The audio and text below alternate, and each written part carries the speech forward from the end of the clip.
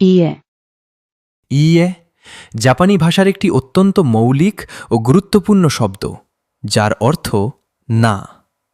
তবে এই শব্দের ব্যবহার শুধু সাধারণ অস্বীকৃতির মধ্যেই সীমাবদ্ধ নয়। এর মধ্যে ভদ্রতা, বিনয় এবং কোমলভাবে কথা বলার একটি সাংস্কৃতিক অনুভূতিও রয়েছে। জাপানি ভাষায় কথোপকথনের সময় সরাসরি কঠিনভাবে কিছু অস্বীকার করার পরিবর্তে নরম ও শান্তভাবে উত্তর দেওয়াকে বেশি গুরুত্ব দেওয়া হয়। ইয়ে সেই ধরনের একটি শব্দ যা কাউকে আঘাত না দিয়ে ভদ্রভাবে না বলার সুযোগ দেয়। 質問がありますか？いいえ、ありません。 আপনার কি কোনো প্রশ্ন আছে?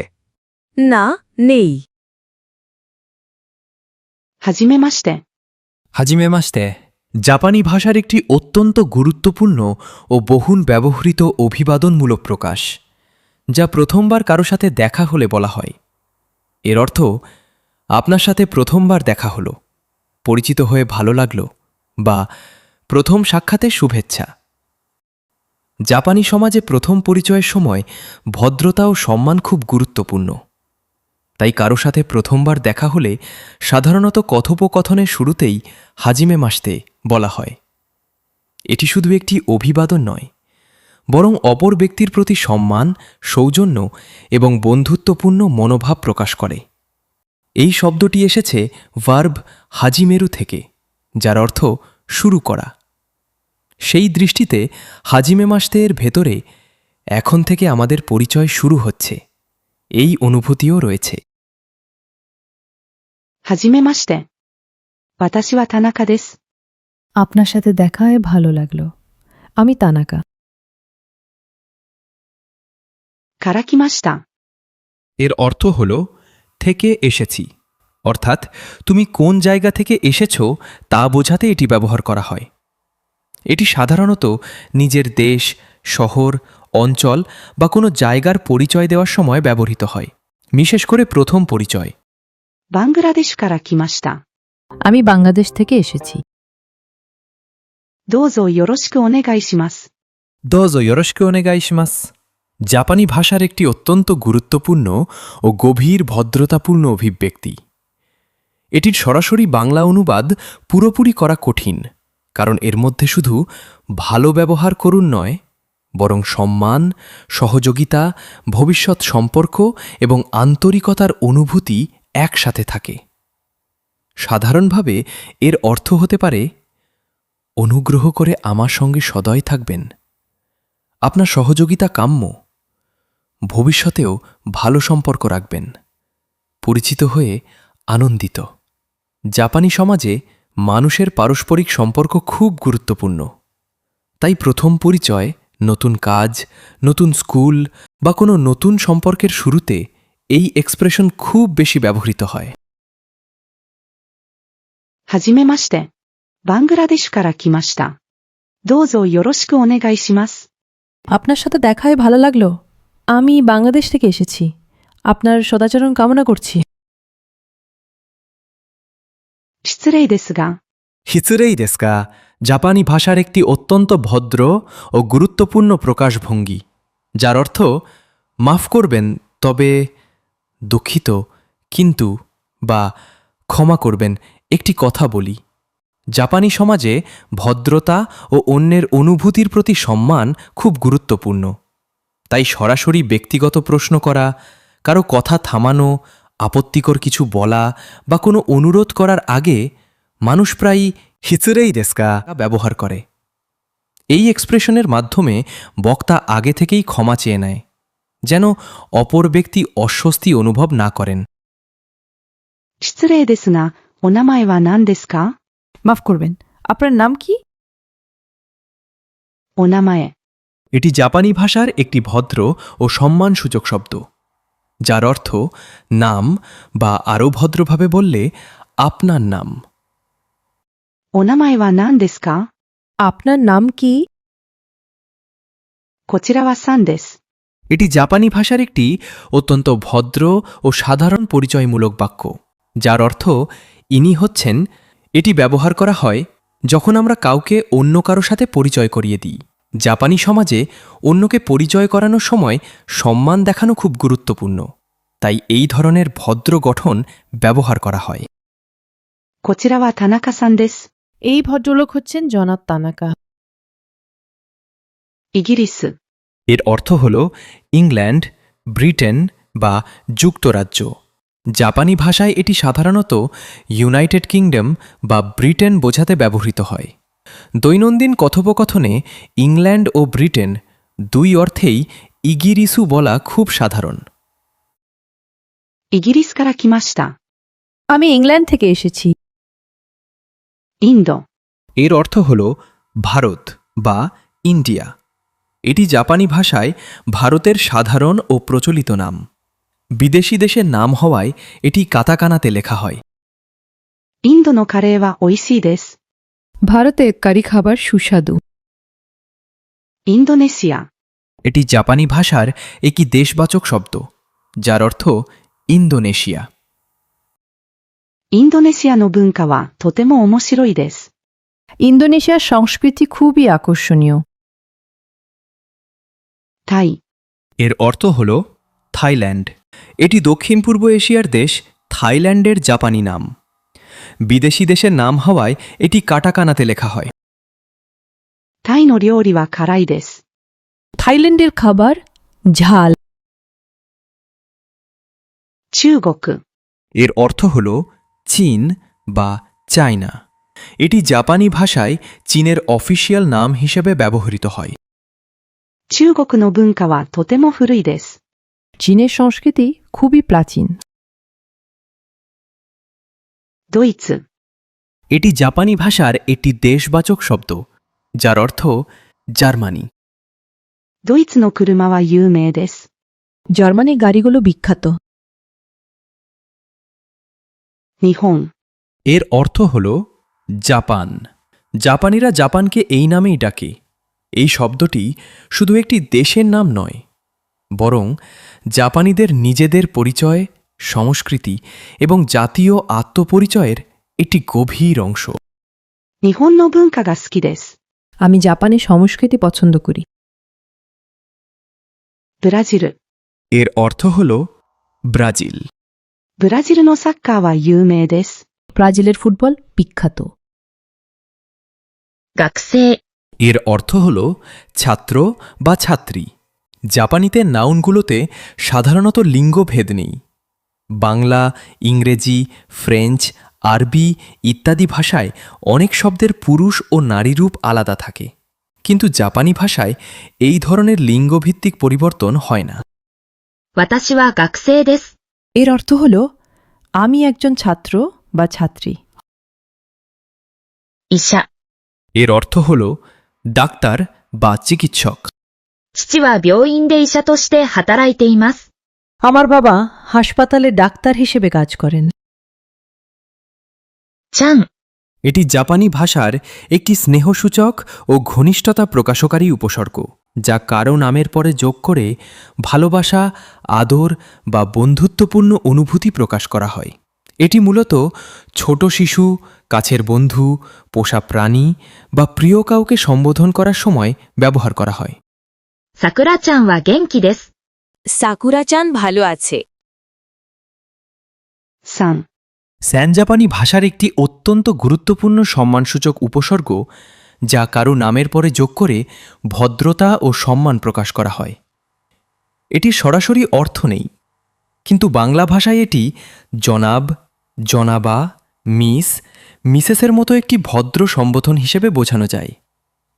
মূল ব্যবহার: নাম প্লাস সান সম্মান দেখিয়ে সম্বোধন, যেমন আরিসান মানে হল জনাব আলী, মিনা সান মানে হল জনাবা মিনা।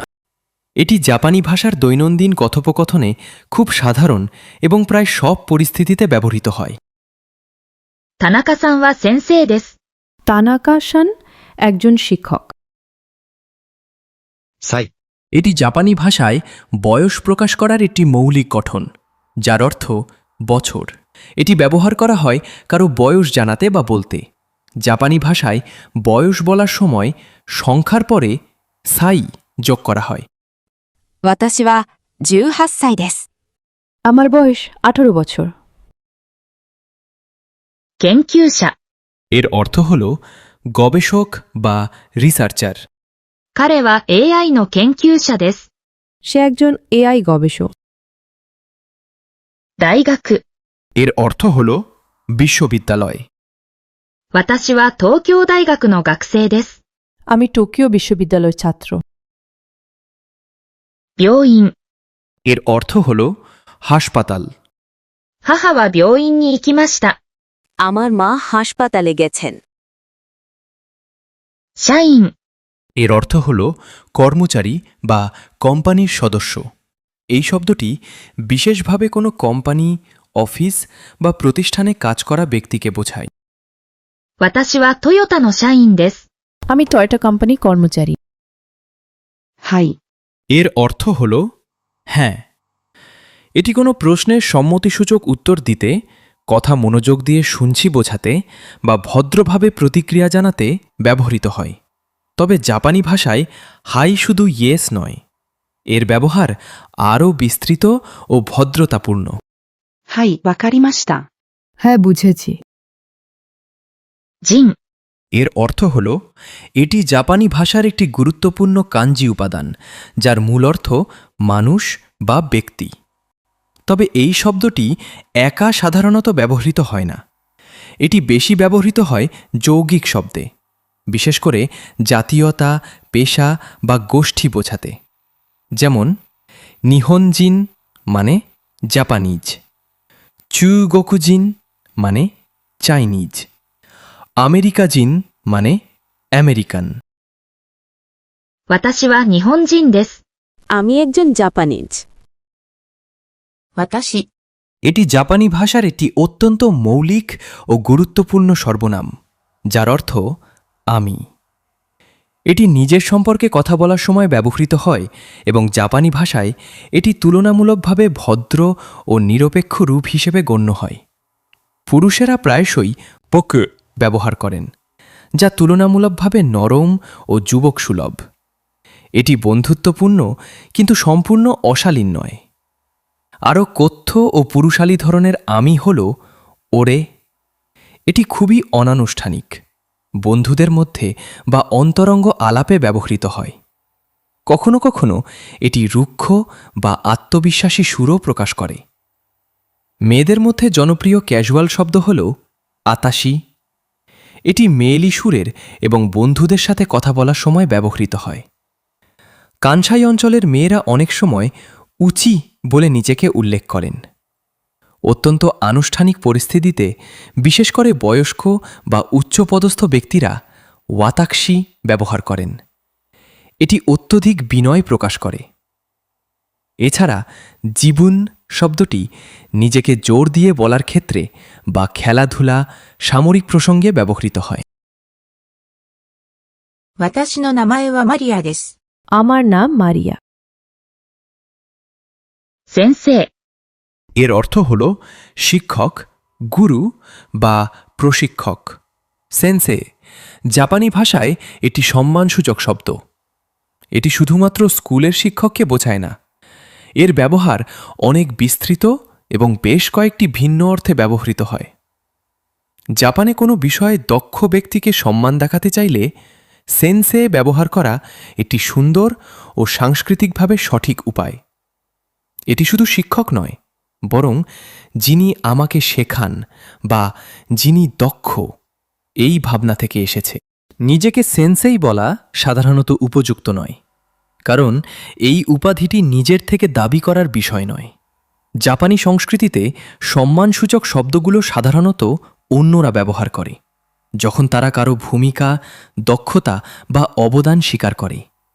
অর্থাৎ কেউ সেন্সেই হন নিজের ঘোষণা দিয়ে নয়, বরং অন্যদের স্বীকৃতির মাধ্যমে। 田中先生は日本語の先生です。 তানাকা সেন্সেই একজন জাপানি ভাষার শিক্ষক। 会社員。 এর অর্থ হল অফিস কর্মচারী বা কোম্পানির কর্মী। 彼の姉は会社員です。 তার বড় বোন একজন অফিস কর্মচারী। 何歳。おいくつ。নানসাই এবং ঐকৎসু এই দুইটি জাপানি শব্দই বয়স জিজ্ঞেস করার জন্য ব্যবহৃত হয়, তবে ভদ্রতা ও পরিস্থিতির উপর ভিত্তি করে এদের ব্যবহার আলাদা। নানসাই মানে কত বছর বয়স, এটি তুলনামূলকভাবে সাধারণ ও কম ভদ্র প্রশ্ন। সাধারণত বন্ধু, সমবয়সী বা ছোটদের ক্ষেত্রে ব্যবহার করা হয়। ঐকৎসু একই অর্থে ব্যবহৃত হয়, তবে এটি অনেক বেশি ভদ্র ও সম্মানসূচক রূপ। এটি সাধারণত বয়স্ক ব্যক্তি, অপরিচিত মানুষ, আনুষ্ঠানিক পরিবেশে ব্যবহার করা হয়। 失礼ですが、おいくつですか？ মাফ করবেন, আপনার বয়স কত? あなた এর অর্থ হল তুমি বা আপনি।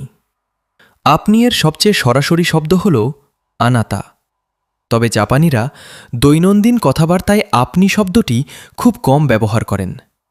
আপনি ব্যবহার করলে কথোপকথন অনেকটা আনুষ্ঠানিক বা দূরত্বপূর্ণ শোনাতে পারে।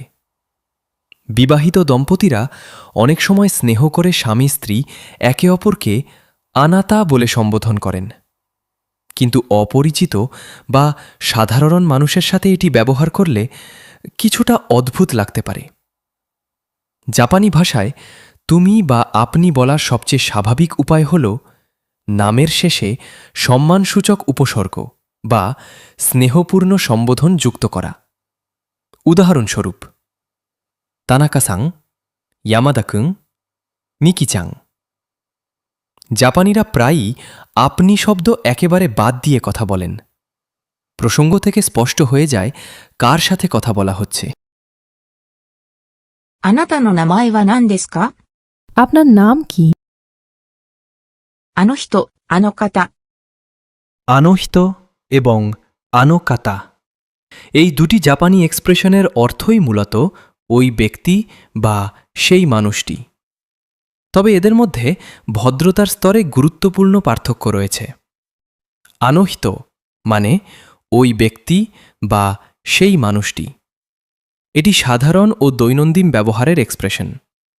কাউকে দূর থেকে উল্লেখ করার সময় এটি ব্যবহার করা হয়। আনোকাতা একই অর্থ বহন করে, কিন্তু এটি অনেক বেশি ভদ্র ও সম্মানসূচক রূপ। এখানে হিতোয়ের বদলে কাতা ব্যবহার হয়েছে, যা রেসপেক্টফুল এক্সপ্রেশন। あの人は医者です。 এর অর্থ হল সেই ব্যক্তি একজন ডাক্তার। 銀行員。 এর অর্থ হল ব্যাংক কর্মচারী। 彼は銀行員です。 সে একজন ব্যাংক কর্মচারী। 教師。 এর অর্থ হল শিক্ষক বা শিক্ষাদানকারী পেশাজীবী। এটি হল জাপানি ভাষায় পেশাগত শিক্ষক বোঝানোর নিরপেক্ষ ও আনুষ্ঠানিক শব্দ। এই শব্দটি এমন ব্যক্তিকে বোঝায় যার পেশাই হল শিক্ষা দেওয়া। 私は高校の教師です。 আমি একজন হাই স্কুল শিক্ষক।